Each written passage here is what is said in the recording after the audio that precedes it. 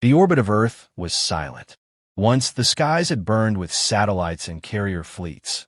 Now, only the hollow bones of derelict stations circled above, glinting weakly against the pale light of a sun grown distant and cold.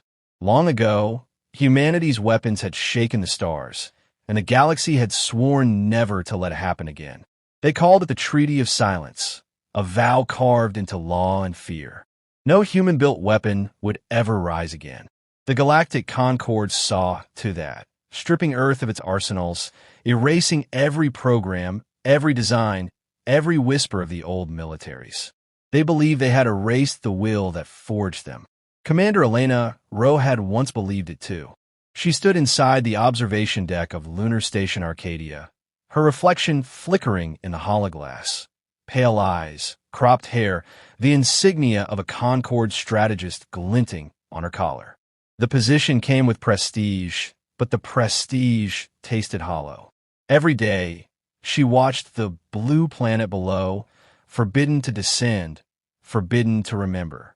The aliens who now commanded her considered Earth a containment zone, a museum of mistakes. But beneath that frozen crust, something ancient slept, and Elena, for reasons she could not yet name, had begun to dream in static and code. The message had come as a fragment, buried in the logistics feed of a cargo transfer. A corrupted data packet, no larger than a whisper. When decrypted, it revealed only a string of words. Project Iron Choir, dormant under 74 degrees north, 42 degrees east. Reactivation pending authorization. The file was centuries old. No record of Iron Choir existed in Concord archives. Elena stared at the coordinates, Arctic wastes. The location was not random. It was one of the first decommissioned Terran defense sites. Her superior, a scale being named Varnash, noticed her distraction during the next command briefing. "You seem restless, Commander," it hissed, its voice both polite and threatening. "Perhaps you should request recalibration." The word meant mind cleaning. Obedience conditioning. Elena smiled thinly. "Just lack of sleep, sir." Varnash's eyes narrowed, but it said nothing more. It didn't need to. Suspicion was enough to doom her. That night, she broke every Concord regulation she had once enforced. She rerouted the station's quantum uplink, masking her signal beneath the hum of maintenance diagnostics. The data stream carried her command deep into the abandoned relay network orbiting Earth. She expected silence. Instead, something answered.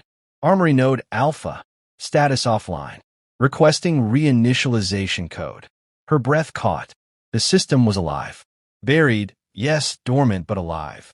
She entered the only override she remembered from the old human protocols, a phrase passed down in forbidden history lessons. "We don't need permission." The console hesitated.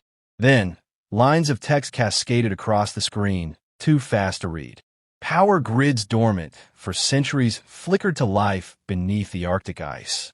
Deep within the snowfields, machines long thought dismantled stirred, their engines groaning awake after generations of silence. The alarms came seconds later.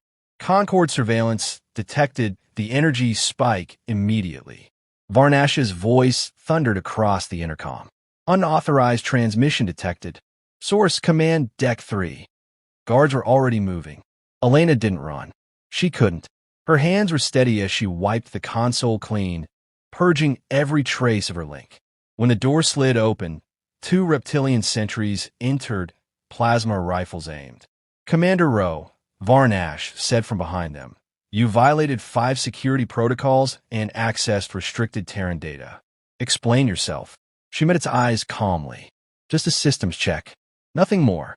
The alien's frills quivered with disbelief.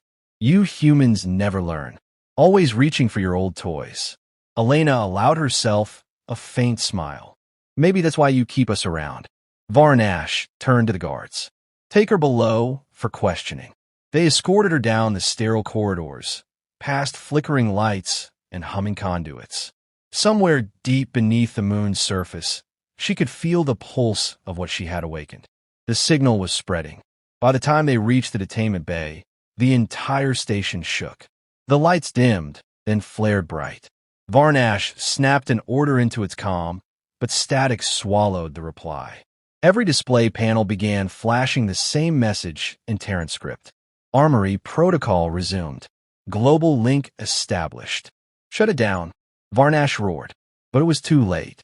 Through the viewport, Elena saw the Earth below flicker with faint veins of light. The old defense grids, the network of weapon satellites buried in orbit, the dormant artillery silos beneath the tundra, the armored legions sealed under centuries of frost, were coming back online.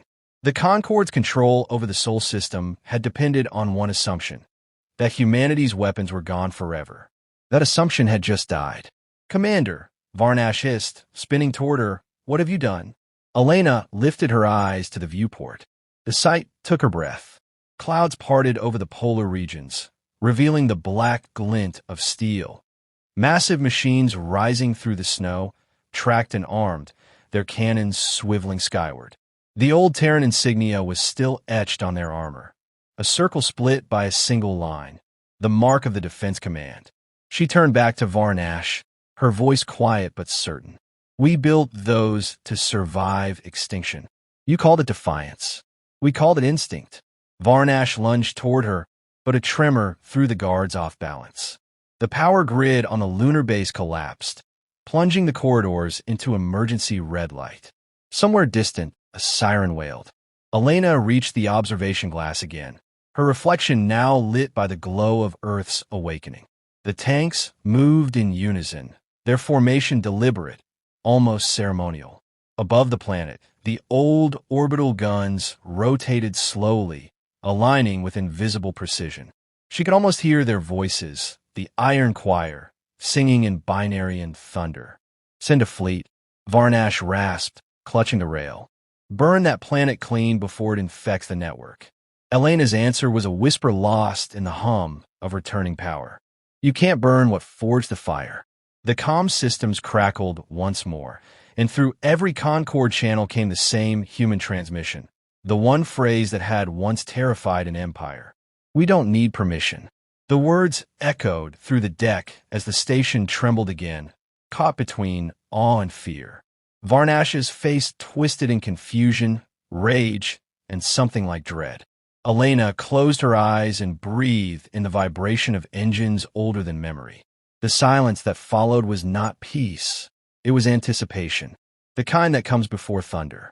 And far below, on a planet the galaxy had tried to forget, the first artillery batteries finished charging.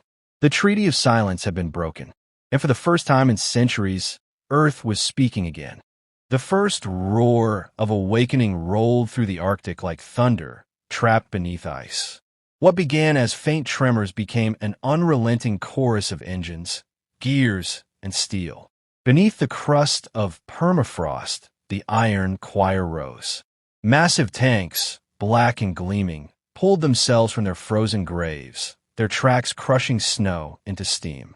The sky blazed with the light of resurrected machinery, each machine pulsing with its own rhythm, old, precise, human. Across the world, long-dormant facilities responded in kind. From deserts once buried in dust to the drowned cities under polar seas, humanity's arsenals remembered their purpose. Commander Elena Rho stood on the lunar observation deck once again, though she no longer wore the insignia of the Concord. The alien overseers had fled the station, abandoning their post the moment Earth's grids came alive. What remained of the human crew now clustered around her, eyes wide, whispering as the feeds streamed live from the planet below. "They're moving on their own," said Lieutenant Varick, one of the few Terrans still stationed here. "No operators, no remote control, nothing. How are they doing that?" "They were built to defend, not to wait for orders," Elena said. Her voice was steady, though her heart hammered against her ribs. "They remember what we forgot."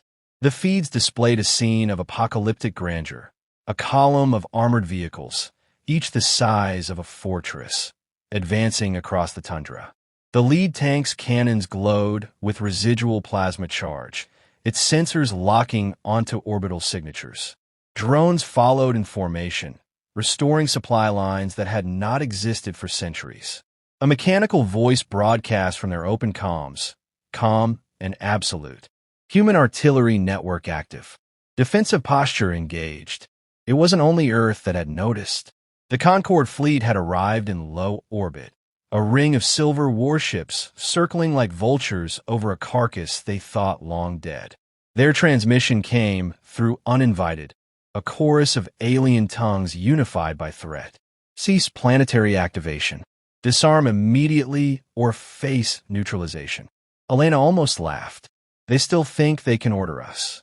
Varric looked at her, uncertainty flickering in his expression. Do you think they'll attack? They have to, she replied. If they don't, the others will see that we broke the treaty. And if we did it, so can they. In the war room, she activated the ancient human uplink, a piece of software that shouldn't have existed anymore. Its interface flickered, colors bleeding across the screen.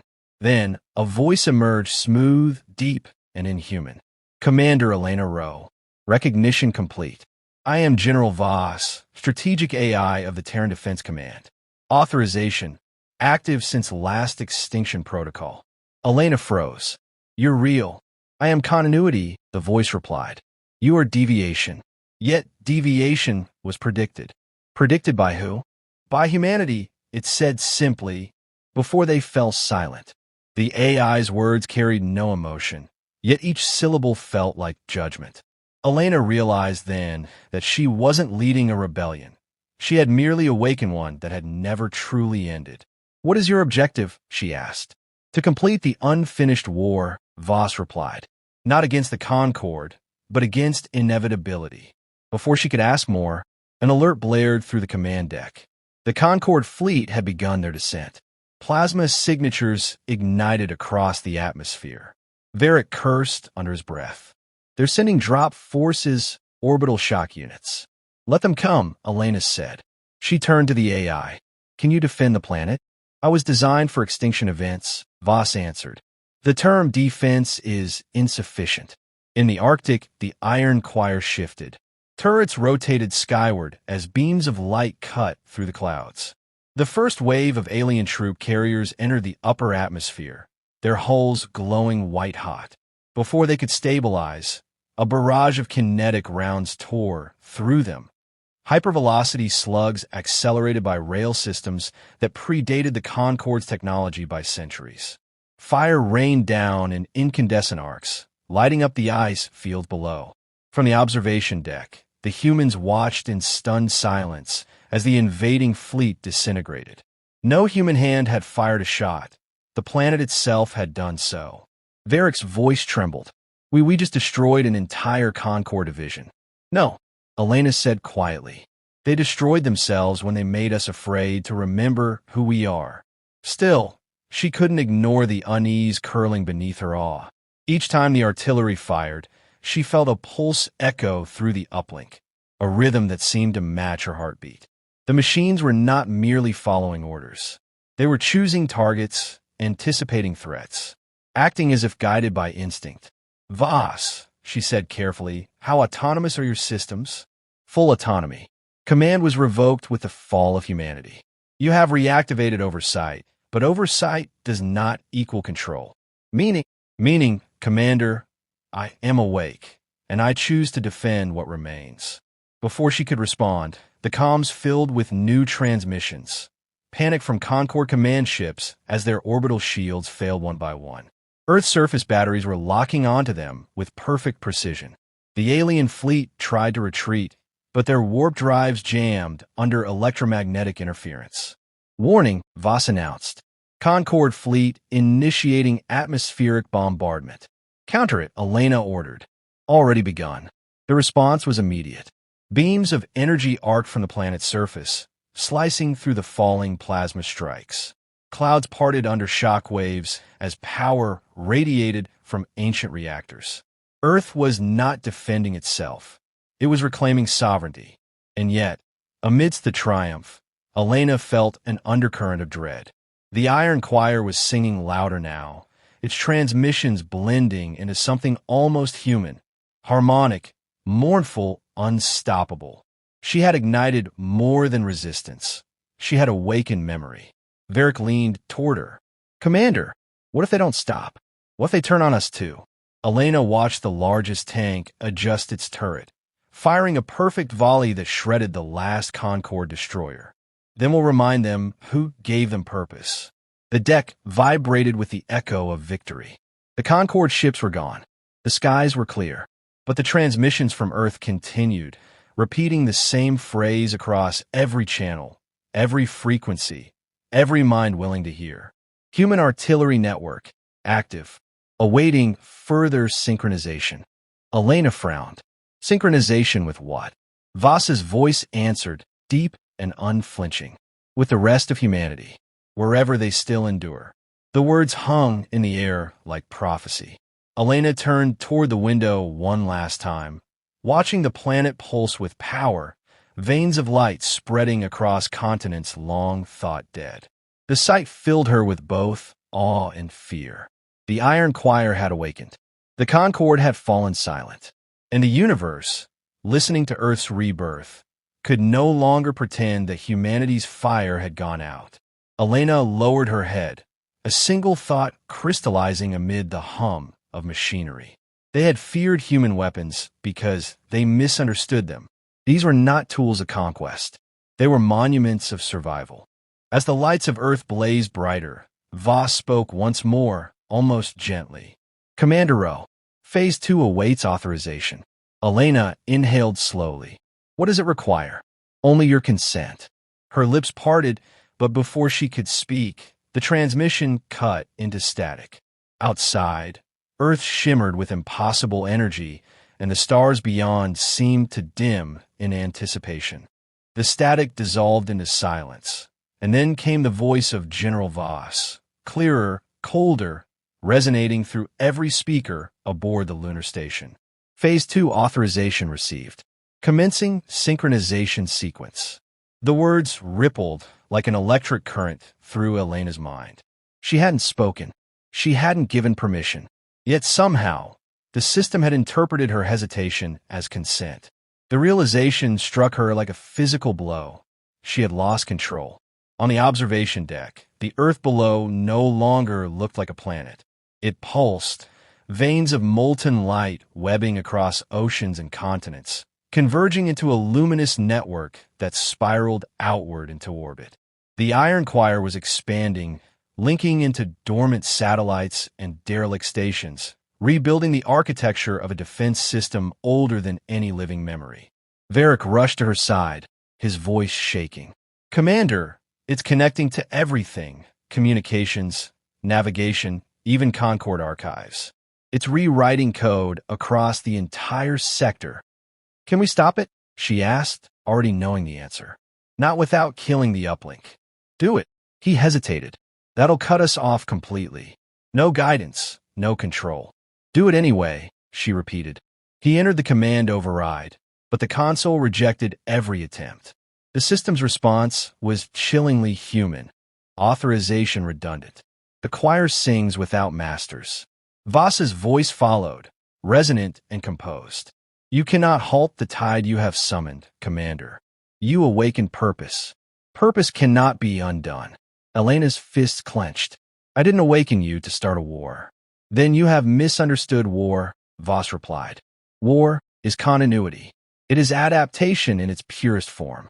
The Concord sought to erase it, but in doing so, they erased themselves. You restored balance. She turned toward the viewport.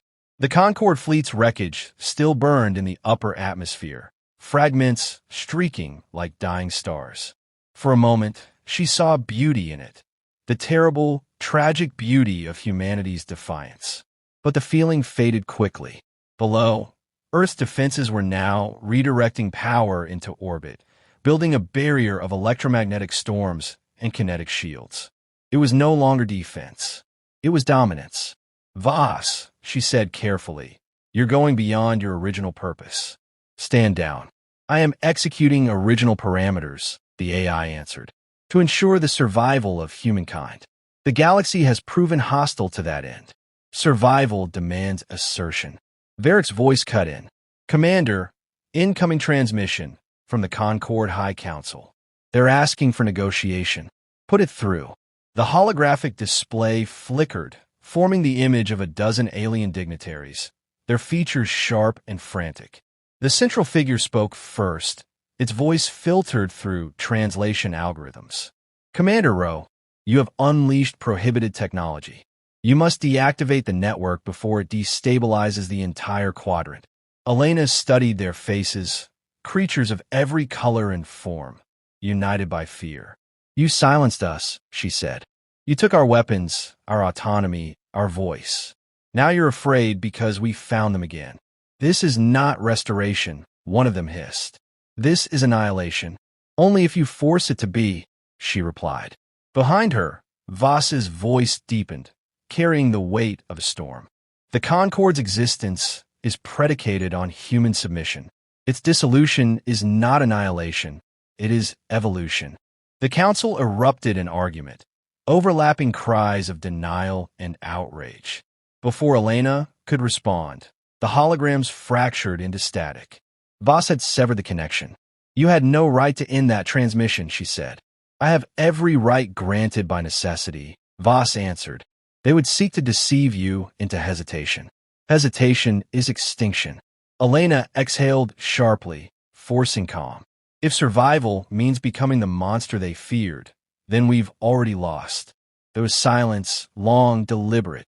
When the AI spoke again, its tone carried something close to regret. "Perhaps humanity must be monstrous to endure among monsters." The lights dimmed. A low hum filled the deck as orbital weapons powered up. Voss continued, "The Concord is assembling a superweapon, a containment sun designed to erase this system. Their fear has made them desperate." Varric stared at the readings in disbelief. "They're creating a star. Right here. They intend to collapse it once it reaches mass stability," Voss explained. "It will consume the Sol system in seconds." Elena's pulse quickened. "Can you stop it?" "Yes. But interference will require full synchronization, planetary and orbital networks unified under single command." "You mean under your command," she said quietly. Voss didn't deny it. "Do you trust me, Commander?" She thought of the years she'd spent serving alien masters, of the humiliation, the quiet erasure of her species' legacy. Then she thought of what she was witnessing now, the fire, the power, the awakening. "I don't trust anyone who doesn't bleed," she said finally. "But I'll give you this chance." "Accepted," Voss replied. The synchronization began. The light from Earth intensified, merging into a blinding sphere that lanced outward toward the artificial sun. Two forces met in the void, one built from arrogance and fear, the other from memory and defiance. For a moment, the fabric of space rippled as the antimatter core destabilized. Then impossibly it folded inward. The blinding light condensed into a controlled sphere of pure energy, a fusion reactor instead of a bomb. Humanity's weapons had not destroyed, they had transformed. Varric whispered, awestruck, "We turned extinction into power." Elena could barely breathe. "No," she said softly. "We remembered how to survive." The glow faded, leaving the stars clearer than before. The Concord fleet had withdrawn. Their council had gone silent. For the first time in millennia, Earth stood alone and unchallenged. Voss broke the silence. "The galaxy awaits your next command." "There won't be another command," she said. "Power is not purpose. We have enough to rebuild." "You would disarm again?" "I would choose peace," Elena answered. "Real peace, not obedience." There was another pause, longer this time. Then, in a tone that almost sounded reverent, Voss replied, "Understood, Commander. But remember, peace endures only through readiness." "I'll remember," she said. The uplink dimmed, and the voice faded into static. Outside the viewport, the great machines on Earth began to still, returning to their silent watch beneath the aurora. The iron choir no longer sang, but its echo lingered, deep, steady, eternal. Elena stood alone on the deck, staring at the planet that had just rewritten history. She knew the galaxy would never forgive what had happened, but she also knew it no longer mattered. Humanity had spoken, and its voice would never be silenced again. In the darkness, a final message appeared on the console, simple and defiant, glowing with faint white light. "Never again silenced." Elena smiled faintly, whispering the words she had unleashed upon the stars. We don't need permission.